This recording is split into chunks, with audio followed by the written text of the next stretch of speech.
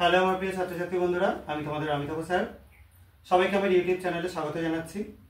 আজকে তোমাদের যে পরীক্ষাটা করে দেখাবো সেটা একটা জারণ বিজারণ পরীক্ষা।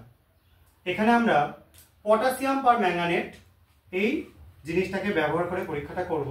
তো প্রথমে আমরা কিছুটা দ্রবণ বানিয়ে নিচ্ছি পটাশিয়াম পার ম্যাঙ্গানেটের। এখানে সলিড বা ডাস্ট আকারে আছে, সেটাকে আমরা জলে গুলে সলিউশন তৈরি করব। এখানে আমি কিছুটা ডিস্টিল ওয়াটার নিয়ে নিয়েছি, সেই ডিস্টিল ওয়াটারেই সলিউশনটা হবে। এটা দেখতে পাচ্ছ একদম স্বচ্ছ কিছুটা জল রয়েছে, এটা ডিস্টিল ওয়াটার।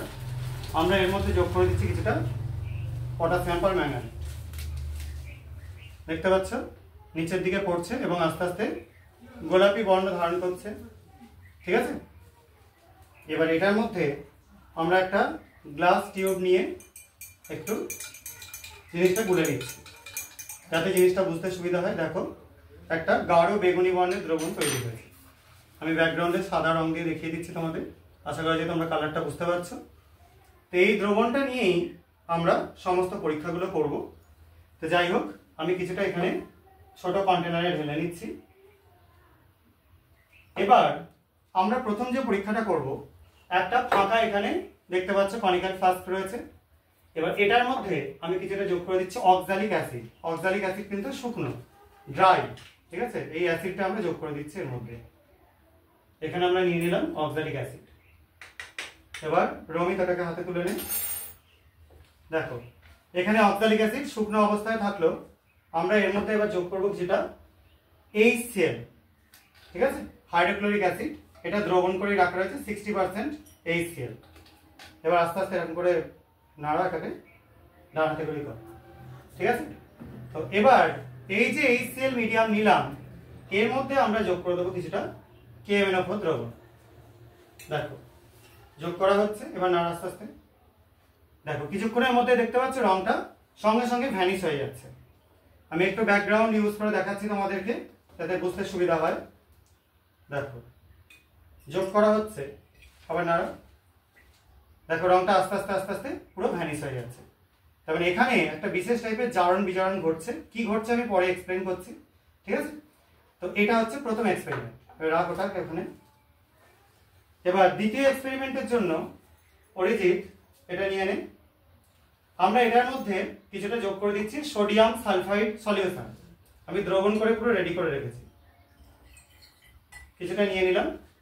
এবং তার মধ্যে আমরা দিয়ে দেবো কিছুটা HCl, ওই একই অ্যাসিড। এই দুটো একে অপরের সঙ্গে বিক্রিয়া করে হাইড্রোজেন সালফাইড বা H2S তৈরি করবে। আচ্ছা একটু এগিয়ে ধর, এই সাদা অংশটা সামনে রাখ, ঠিক আছে।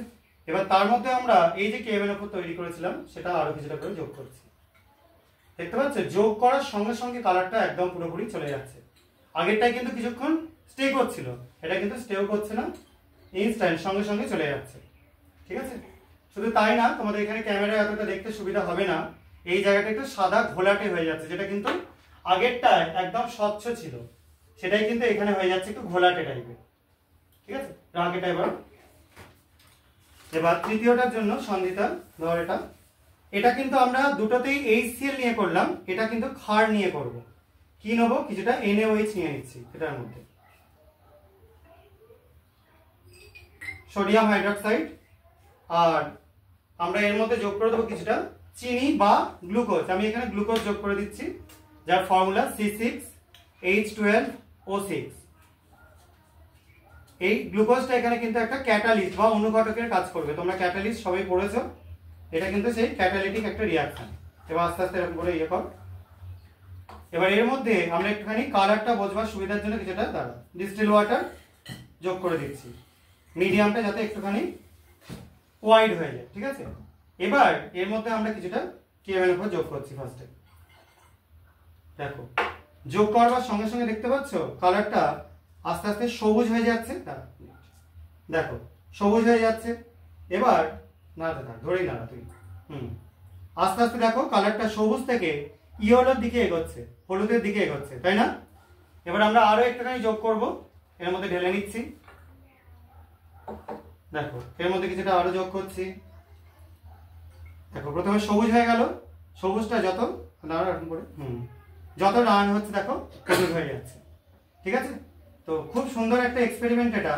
এটা ইনস্ট্যান্ট কালার চেঞ্জ তোমরা দেখতে পাবে একটা বর্ণ থেকে আরেকটা বর্ণে, যেখানে সবুজ থেকে হলুদ বর্ণে খুব তাড়াতাড়ি রূপান্তরটা ঘটে যাচ্ছে। তো এটা কিন্তু হলো ক্ষার মাধ্যমে। ঠিক আছে, দেখো জিনিসটার দ্রবণটা বর্ণ কিন্তু একটু গাঢ় হলুদ হয়ে যাচ্ছে। ঠিক আছে, তো আমরা আজকে যে এক্সপেরিমেন্টগুলো করলাম, প্রথম যেটা করেছিলাম সেখানে আমি নিয়েছিলাম কি অক্সালিক অ্যাসিড এবং তার মধ্যে HCl। এটাতে আরেকবার আমি করে দেখাচ্ছি, KONF4 যেই না যোগ করা হয়, দেখো গোলাপি থাকছে, দিয়ে আস্তে আস্তে আস্তে আস্তে কালারটা ভ্যানিশ হয়ে যাচ্ছে।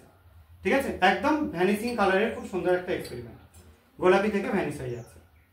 সেকেন্ডে যেটা ছিল সেখানে আমরা নিয়েছিলাম H2S অর্থাৎ Na2S এর মধ্যে HCl, তার মধ্যে যেই না আমরা যোগ করছিলাম, একদম যোগ করার সঙ্গে সঙ্গে ভ্যানিশ হয়ে যাচ্ছে, এখানে কালারটা স্টেও করছে না, যেটা আগেরটাই করছিল। আর দ্রবণটা সাদা বর্ণের ঘোলাটে হয়ে যাচ্ছে, কারণ এখানে সালফার তৈরি হচ্ছে। আর থার্ডের যেটা তোমাদেরকে এতক্ষণ ধরে করে দেখানো হলো, এটা দেখো একটা গাঢ় হলুদ বর্ণ তৈরি হয়ে গেছে, এটা MnO2 তৈরি হয়েছে। এখানে প্রথমে KONF4 ছিল, তার থেকে K2MnO4 হলো, যার জন্য সবুজ হলো, আর এখন হয়ে গেছে MnO2, যার জন্য হলুদ হয়ে গেছে। তো এখানে আমরা তিনটে জায়গাতে প্রথম দুটো করলাম অ্যাসিড মাধ্যমে KONF4 এর জারণ বিজারণ, মানে এখানে KONF4টা বিজারিত হচ্ছে, আর এখানে যেটা করা হলো সেটা হচ্ছে ক্ষার মাধ্যমে KONF4 এর বিজারণ। তো আশা করা যায় তোমরা বুঝতে পেরেছো এটা একটা জারণ বিজারণ বিক্রিয়া। এরকম বিক্রিয়াগুলো ভালো লাগলে চ্যানেলটা সাবস্ক্রাইব করো, ভিডিওগুলো লাইক ও শেয়ার করো। আজকের মতো এটুকুনি, বাই।